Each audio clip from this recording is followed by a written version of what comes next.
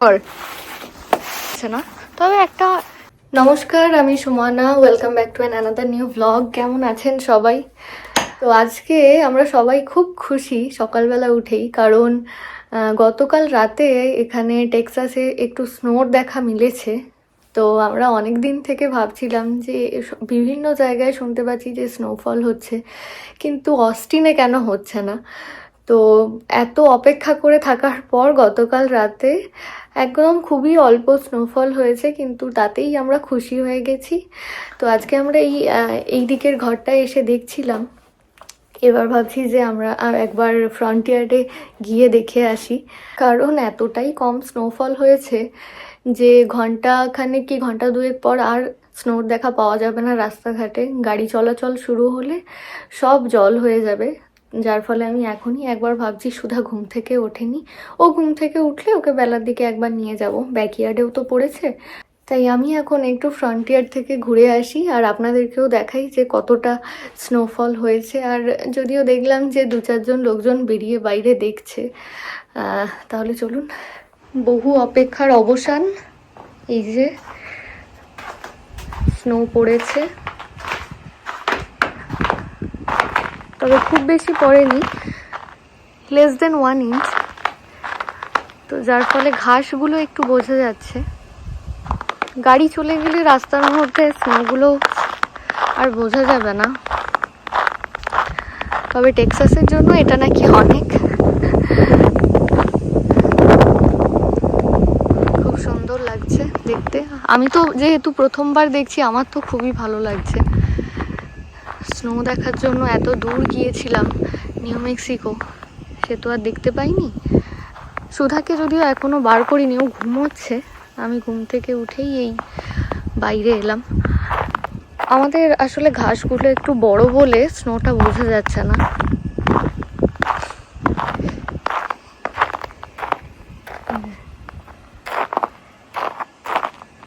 বাইরে প্রচন্ড হাওয়া দিচ্ছে। আমি ঘুম থেকে উঠেই বাইরে বেরিয়ে এসেছি।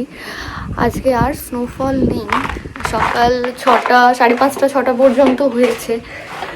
এবার এখন বাইরে গিয়ে ভেতরে গিয়ে ব্রেকফাস্ট করি, তারপর সুধাকে নিয়ে একটু বাইরে ব্যাকইয়ার্ডে বেরোবো। গতকাল রাত 9টা নাগাদ স্নোফল শুরু হয়েছিল। প্রথমে তো একেবারে কুয়াশার মতো ঝিরঝির করে পড়ছিল।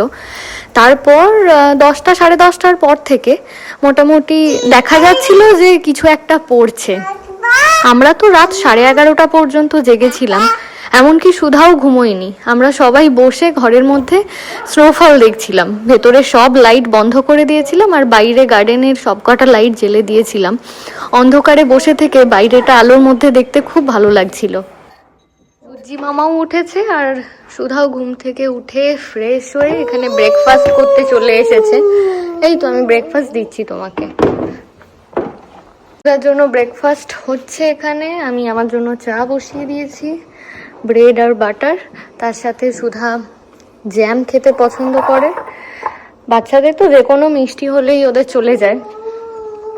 তো আমাকে আর 2 মিনিট দাও, 2 মিনিট দাও, হয়ে যাবে। তো তোমার ব্রেকফাস্ট রেডি, নাও। আচ্ছা, আমি প্লেটটা নিয়ে নিচ্ছি, তুমি জ্যামটা খাও, আমি ব্রেডটা দিয়ে দিচ্ছি তোমার। না, ধরো। ভালো না? ভালো না? কি হয়েছে চুলটা?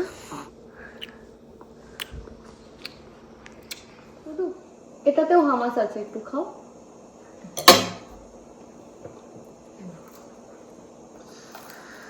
আচ্ছা, এতটা খেতে পারবো না? ঠিক আছে, ঠিক আছে, ঠিক আছে। ভালো লেগেছে? ব্রেকফাস্টের পর সুধা বাইরে যাবে বলে খুবই বায়না করছিল, কিন্তু এখন বাইরে গেলে তো ঘন্টা খানেকের আগে ভেতরে আসতে পারবো না। তাই ওকে একটু ব্রেকফাস্টের পর টিভি চালিয়ে দিয়েছি। আর আমি এখানে আজকে লাঞ্চের জন্য বানিয়ে নিচ্ছি খিচুড়ি। এত সুন্দর একটা ঠান্ডা ওয়েদার, খিচুড়ি না হলে তো সব কিছু ইনকমপ্লিট। তো আলু ভাজার জন্য এখানে আলু কেটে সেদ্ধ করতে দিয়েছি। এখানে খিচুড়ির সবজি একটু তেলে ভেজে নিচ্ছি, আলু, ফুলকপি, গাজর, সয়াবিন, আর এখানে মশলা সব তো রেডি হয়ে রয়েছে, শুধু আদা রসুনটা একটু এতে থেতো করে নেব। রান্নাটা করে গেলে তাহলে নিশ্চিন্তে বেশ খানিক্ষণ বাইরে থাকা যাবে। বাইরে যদিও খুবই ঠান্ডা, জানি না কতক্ষণ থাকতে পারবো। তো আমি জানেন তো আজকের জন্য গতকাল রান্না করে রেখে দিয়েছিলাম, কারণ যদি বলা তো যায় না, যদি খারাপ কন্ডিশন হয় আর পাওয়ার কাট হয়, তাই আমি গতকাল ডিমের কারি, ভাত এগুলো সব বানিয়ে রেখে দিয়েছিলাম। কিন্তু আজকে তো দেখছি সমস্ত কিছু প্রায় নর্মালের দিকেই আছে, তাই গরম গরম খিচুড়ি বসিয়ে দিলাম আজকে লাঞ্চের জন্য। প্রথমে ভাবছিলাম যে ফিরে এসে রান্না করব, তারপর ভাবলাম যে ফিরে এসে একটু গরম গরম খিচুড়ি খেতেই ভালো লাগবে, রান্না করতে নয়। আর ভালো লাগছে না, ও আমার কাছে বারবার এসে বায়না করছে নিয়ে যাওয়ার জন্য বাইরে। করিয়ে নিয়ে যাই, যেহেতু আমি খিচুড়ি বসিয়ে দিয়েছি, এবার আমি ওকে রেডি করে নিয়ে যাব। সুধাকে রেডি করে বার করলাম, ও ভেবেছে ফ্রন্টিয়ার্ডে যাব আমরা, তাই একটু কান্নাকাটিও হয়ে গেল। Wear your shoes first, okay? Puffer পরে নিয়েছি। বাইরে কিন্তু সত্যি বেশ ঠান্ডা আছে, তবে রোদ্দুরের জন্য না স্নোগুলো আস্তে আস্তে গলতে শুরু করেছে। রোদ্দুর বেরিয়ে সব স্নো গলে গেল। আমি ভাবলাম হয়তো থাকবে, এটা দেখুন জল জল স্নো হয়েছে, তাই কি আর করা যাবে, এটা নিয়ে খেলি। এটা তো বসেই আমরা ছোটবেলায় স্কুলে মালাই খেতে যেতাম, ঠিক সেরকম এই স্নোটার অবস্থা হয়ে গেছে। শুধু ওই বেডেতে অনেক স্নো আছে, চলো বেডে এসো। শুধু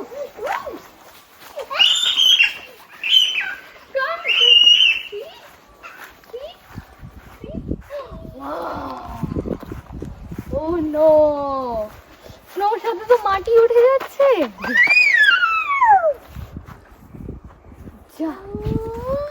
No, Shrudu, it's too cold. You can't hold the snow. See, you know, Shrudu. Wow. Shrudu, see, 1, 2, 3. Yay!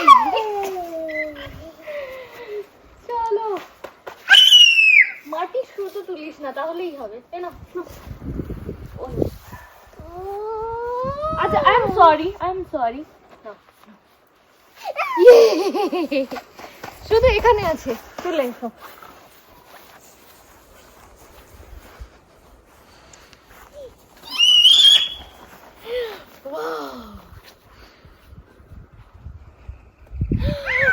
Oh no!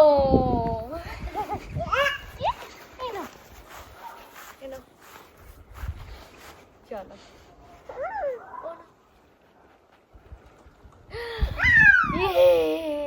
ঘাসগুলো বড় বড় বলে বোঝা যাচ্ছে না সেইভাবে, কিন্তু স্নো খুব একটা খারাপ পড়েনি।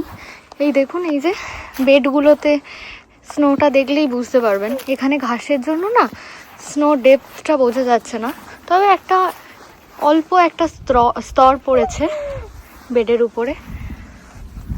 আর এখন তো গলতে শুরু করে দিয়েছে, 12টা 12:30 বেজে গেল, আর কতক্ষণ থাকবে স্নো। এই যে প্রত্যেকটা কন্টেনারে স্নো, এগুলো দেখলেই বোঝা যাবে। হরিণ 2-4টে বেরিয়েছে, তবে কি হলো, চোখে লেগেছে।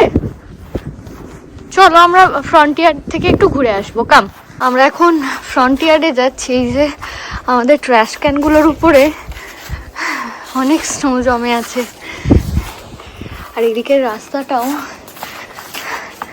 বেশ বরফ আছে। এই দুটো চেয়ার, শুধু see come, give it to me, give the bucket to me. Thank you. Let me take this. Wow. See? Yay! See? More snow, more. রাস্তা এখন একেবারে পরিষ্কার হয়ে গেছে, বাড়ির সামনে সকালে যে স্নোগুলো পড়েছিল সেগুলো আর নেই। টেম্পারেচারটা একটু বাড়তেই সব জল হয়ে গেছে। সুধাকে এখানে এনে কোনো লাভ নেই, ও ব্যাকইয়ার্ডেই থাক। চলো, আর যেতে হবে না, ফ্রন্টিয়ার্ডে কিছু নেই। ফ্রন্টিয়ার্ডে গেলাম, সব তো বরফ গলে গেছে, তাই এই সাইড থেকে আমি সুধার জন্য 2 বালতি স্নো তুলে এনেছি।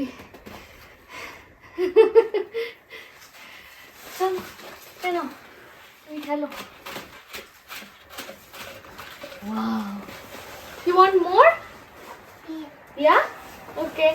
I'll get you more. এখন 1টা বাজছে, তো ফিরে এসে সুধাকে স্নান টান করিয়ে জাস্ট আমি টাব থেকে তুলেছি, আর ওর এত খিদে পেয়ে গেছে।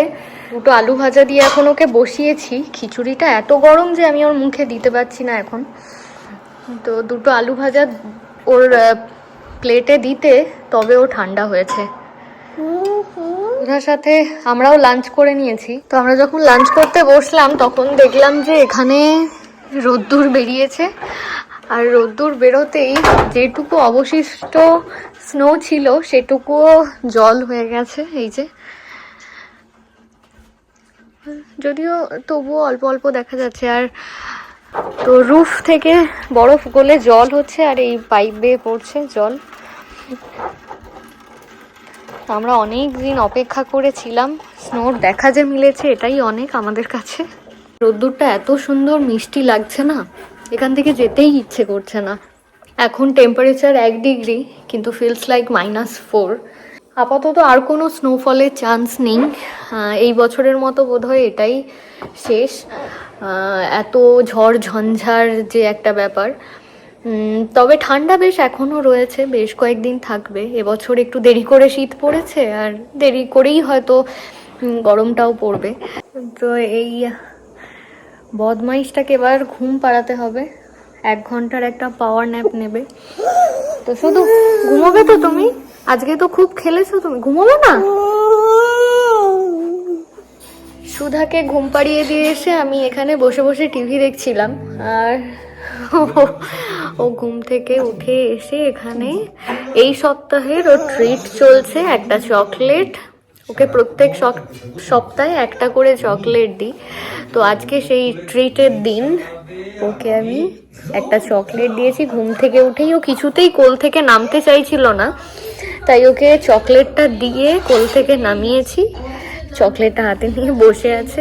নইলে ভেবেছিলাম আজকে একটু আইসক্রিম দেবো, তারপর ভাবলাম থাক, এমনিতেই এত ঠান্ডার মধ্যে বেরিয়েছে, তার থেকে আজকের দিনটা আইসক্রিমটা স্কিপ করে চকলেট দিই।